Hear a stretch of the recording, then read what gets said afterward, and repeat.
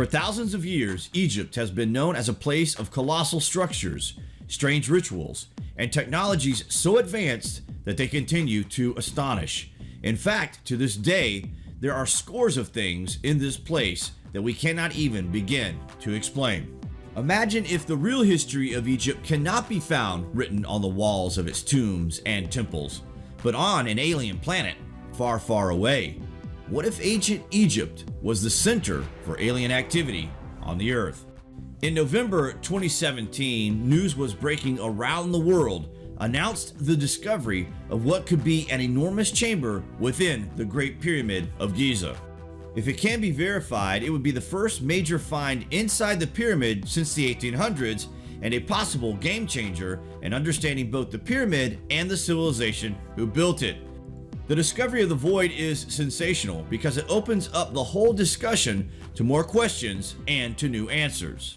The void is so massive that the Statue of Liberty would fit inside easily from head to toe and still have room to move around. Isn't that incredible? Every single block in the Great Pyramid is bigger than a car, and there are over 2 million of them. Oftentimes, we throw around the words awesome or monumental, and we don't really think about these words. But when you stand in front of the Great Pyramid, the word awesome is, in fact, an understatement of the grand size and scale. Built from more than 2 million limestone blocks, each weighing thousands of pounds, the pyramid is aligned perfectly to the cardinal points of the compass, north, south, east, and west, suggesting that its builders possessed extraordinary geographical knowledge. According to mainstream Egyptologists, the Great Pyramid was built by the pharaoh Khufu, who reigned from 2589 to 2566 BC during the 4th dynasty of the Old Kingdom. But this notion is hotly contested and is based entirely on a single and very controversial discovery. In 1837, British explorer Richard Howard Weiss claimed to have found the name of Khufu graffitied onto a stone roof of a chamber inside the pyramid.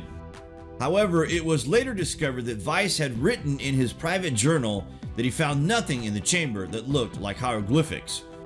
Some modern researchers suspect it may have been a forgery by Weiss's team to ensure that his expensive expedition was considered a rousing success. One of the problems with Egyptology is that it is something that started in the late 1800s, and a lot of it is sort of solidified within the university system, drilling untested foundation knowledge into young aspiring explorers and researchers in a technique of brainwashing to spread falseness to the masses.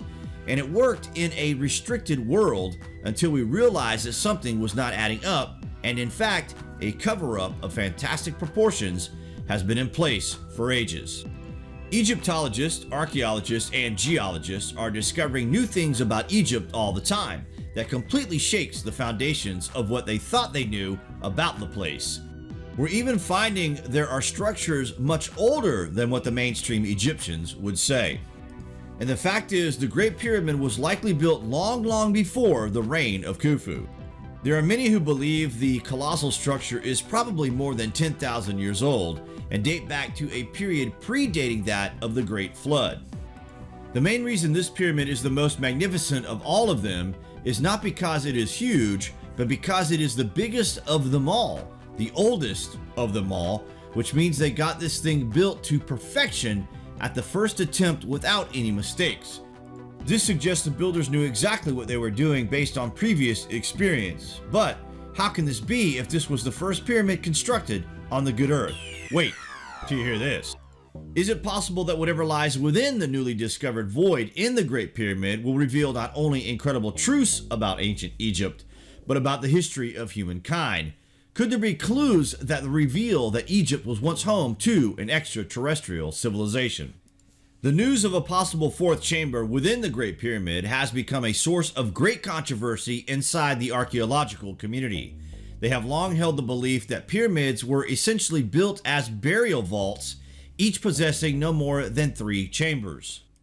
Archaeologists and Egyptologists claim that they were tombs for the pharaohs, and yet no Egyptian pharaoh was ever found in a pyramid in Egypt. We have found the mummies of many Egyptian pharaohs, but they're found in the vaults deep underground at the Valley of the Kings in Luxor, hundreds of miles away from the pyramids. The pyramids have no real explanation of what their purpose was. According to what are referred to as the pyramid text, a collection of ancient religious texts that were carved on the walls and sarcophagi of the pyramids at Saqqara more than 4,000 years ago. The god Osiris and his wife Isis came to Earth from the constellation of stars known as Orion's Belt, and it is from them that all human life originates. Osiris was the central god of the Egyptian belief system, and he was a god of fertility and a god of the earth, and he died and was reborn in his son Horus. So you have the cycle of death and rebirth, and this is part of the Book of the Dead. So the pharaoh, the king, would die and be resurrected. According to the story, Osiris had an iron throne that was coveted by many who sought to possess its awesome powers. One of these was Osiris's brother, Seth, who murdered Osiris in an effort to obtain the throne. Throughout ancient Egypt, in the temples, we see depictions of the gods on their thrones. These thrones are feathered because they are ascension vehicles. They are vehicles that take them to the stars and back. Could it be very possible that the throne is in the void? When we found this pyramid, there was no mummy, there were no treasures, no nothing. No hieroglyphs, nothing. What if all this that we're looking at is a decoy? Because the walls inside the Great Pyramid contain no hieroglyphs, and there is no evidence that the colossal structure was ever used as a tomb or temple, there has been increasing speculation to its original purpose. One theory held by numerous scientists and archaeoengineers is that the pyramid and others like it may have been built as one and an enormous network of power plants. Christopher Dunn's theories indicate that some of these pyramids had chemicals mixed in them. And in fact, studies of his working devices have shown that this probably would work. According to Christopher Dunn, the pyramids were actually geomechanical devices. In other words, they were attached to the earth. They were tuned to vibrate with the frequencies of the earth, and they converted the energies of the earth into electromagnetic energy. The best example of this is in the Great Pyramid. It's probably the most precise structure on the planet. According to Christopher Dunn's theory, the process of generating energy began with drawing water from the nearby Nile River to the base of the Great Pyramid. Right in front of the door of the entrance door of the Great Pyramid, there used to be a wall shaft, which was documented in 1857. And so the water would just feed down into a moat around the Great Pyramid and then go down the entrance shaft down under the ground. The water was used in the subterranean chamber. It is a water pump. The water was used to cause a compression wave and cause the pyramid to resonate. So in the Queen's chamber, two chemicals were introduced: hydrated zinc through the northern shaft and a dilute hydrochloric acid through the southern shaft. This vessel represents the Queen's chamber. When you bring these two liquids together, a chemical reaction occurs, and a product of that chemical reaction is hydrogen. The hydrogen vapor then escapes through the chimney, and there you have the reaction. Adding credibility to Chris Dunn's remarkable theory is the fact that the traces of both zinc and hydrochloric acid have recently been found in the shafts leading to the so-called Queen's Chamber.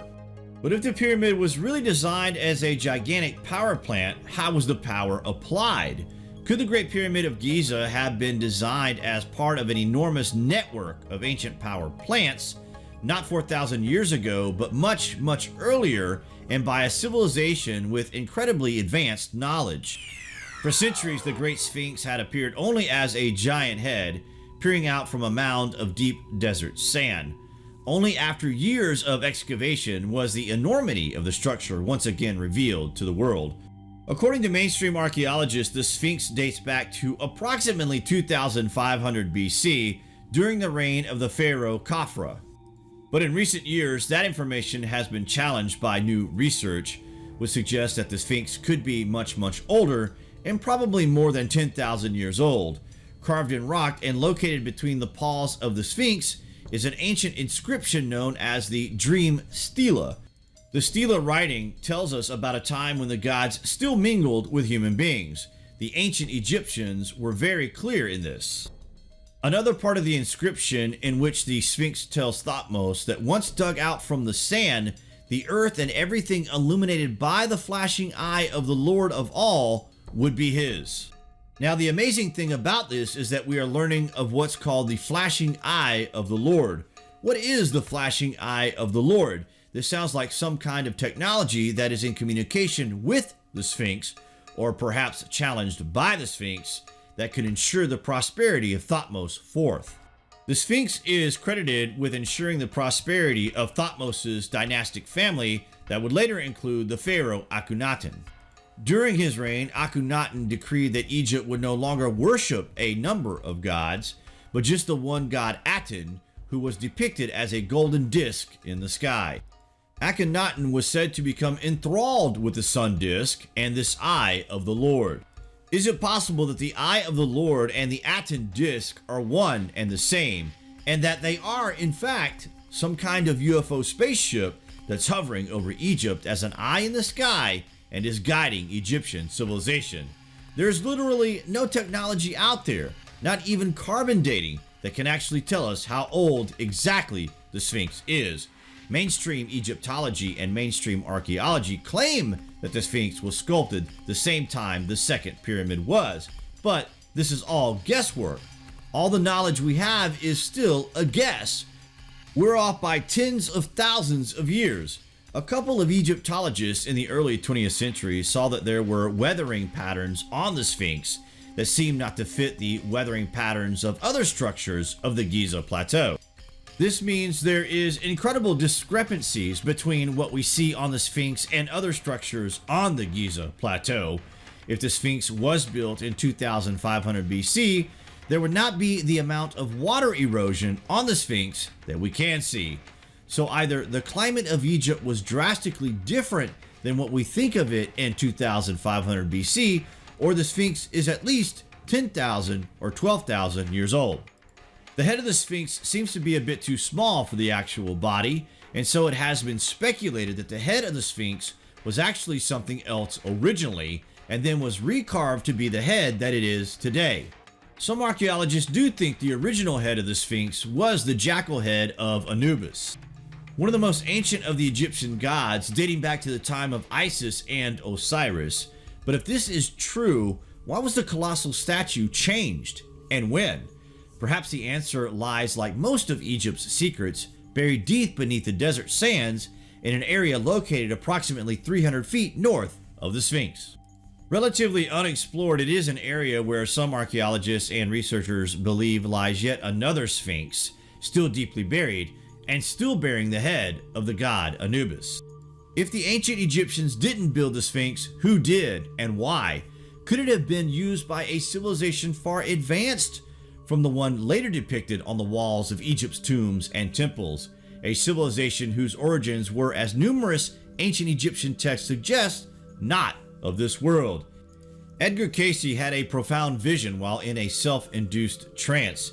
He sees himself as a high priest in ancient Egypt, a priest who was directly associated with the building of the Sphinx.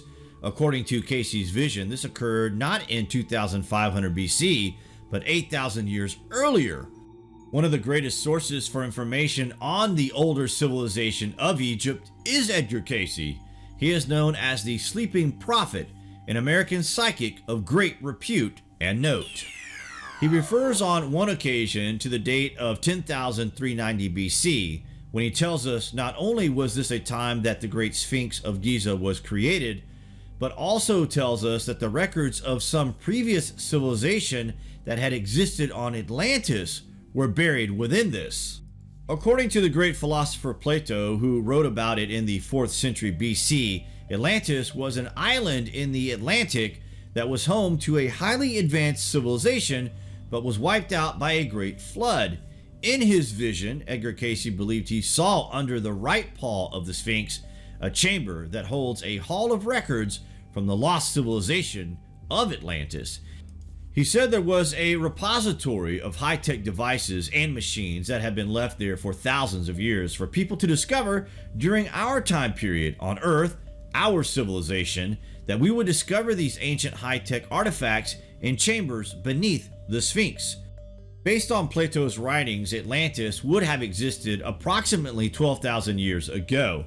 This matches up with the time period with the Giza pyramids, and the Sphinx were aligned with the constellation of both Orion and Leo. Some researchers also suggest this was the same era that was described in ancient writings as Egypt's so-called Golden Age, or Zep Tepi, a time in Egyptian history when the god Osiris had come down to earth from the stars. There are accounts from the walls of different temples that tell of an earlier age of activity, and it was said that this was when the gods themselves actually enter into Egypt and create everything that becomes a part of the later Egyptian civilization. They created the first enclosure, the first temple, and various other strange structures, which suggest some from a high technology and suggest that an advanced culture existed and thrived there, although there are many who dismissed Edgar Cayce's incredible vision as a mere hallucination. What Cayce envisioned was indeed discovered, one behind the head of the Sphinx and another directly below. But mainstream Egyptologists continue to insist these tunnels were made long after the Sphinx was constructed. The ancient necropolis, located 15 miles south of the Giza Plateau, is home to what mainstream archaeologists suggest is the first pyramid ever built in Egypt, the Step Pyramid of King Djoser. The Step Pyramid of Saqqara is known as the Stairway to Heaven. The complex is vast, about 40 acres, and entirely walled in. There's a 30-foot wall with 13 false doors. You only get in if you know where the right door is. Curiously, the only reason why the pyramid is believed to have been built as a tomb for King Djoser is that the statues of the monarch were found inside the pyramid. Like all other pyramids, there was no credible evidence that a body was ever entombed there. This was all made of mud brick, just similar to that era. The leap between this and then the Great Pyramid of Giza is sensational. In recent years, the conventional notion that the Step Pyramid was built only 80 years earlier than the Great Pyramid of Giza has been challenged. They believe that the likelihood that Egyptians went from building a 200-foot tall step pyramid out of mud bricks to building a monumental marvel like the Great Pyramid in only 80 years to be a virtual absurdity. They also believe that the mathematical precision of the Great Pyramid's construction, coupled with its precise alignment, not only with regard to Earth's cardinal direction, but also the Orion constellation, is proof that it was built by a highly advanced civilization. One of the things you find, for example, is that if you take the geodetic location of the Great Pyramid as a decimal degree, the Great Pyramid was most likely built more than 12,000 years ago, some 7,000 years before the building of the Step Pyramid, and sometime before the cataclysmic event known as the Great Flood. After the flood, the original function of the Great Pyramid as a power plant was long forgotten, along with all of mankind's other technological achievements, and that it would take a series of interventions by other extraterrestrial visitors to help humans rebuild the world they once knew. In the text that we can read about Djoser, a brilliant man named Imhotep is credited, who, by the way, came out of nowhere. He was the designer and engineer of that pyramid. What does Imhotep actually mean? Get this, it literally means, "I come in peace."